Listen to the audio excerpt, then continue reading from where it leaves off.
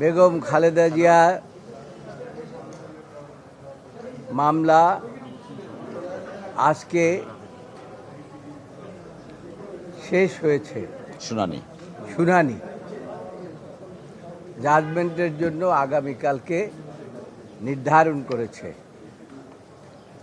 গত তারিখে আমরা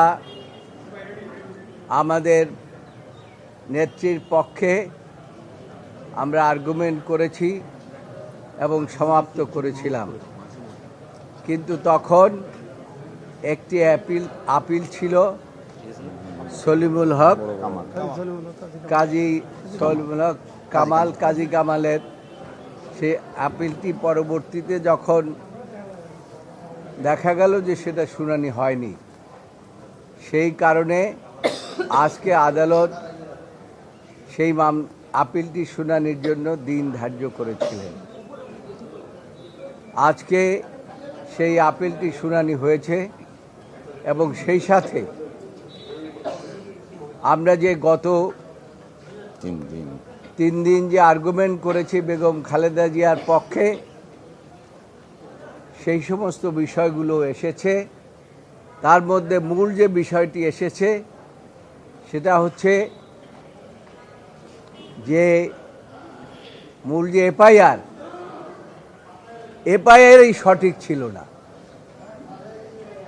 এফআইআরের মধ্যে এমন কিছু ত্রুটি ছিল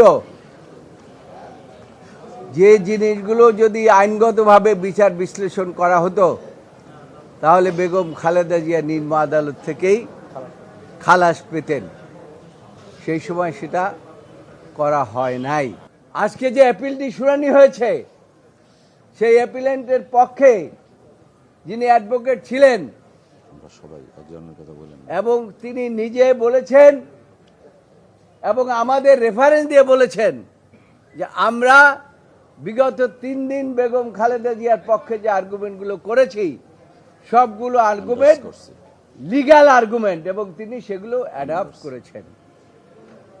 তাই আমরা আশা করি এবং আগামীকালকে যেহেতু এই মামলার রায়ের দিন ধার্য হয়েছে, আমরা আশা করি আগামীকালকে আমাদের দেশনেত্রী, বাংলাদেশের গণমানুষের নেত্রী, 3 বারের প্রধানমন্ত্রী এবং আশা করি আগামীতে ভবিষ্যতেও আল্লাহর রহমতে আল্লাহ তাকে যদি বাঁচিয়ে রাখবেন ইনশাআল্লাহ, এবং তিনি এই দেশের ক্ষমতায় আবার ফিরে আসবেন আল্লাহর রহমতে, এটা আমরা আশা করি।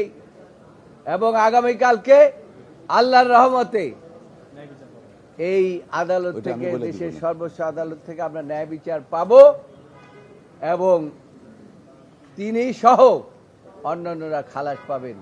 এটাই হচ্ছে আজকের এখানের আদেশ মোতাবেক আগামীকালকে জাজমেন্টের দিন ধার্য আছে।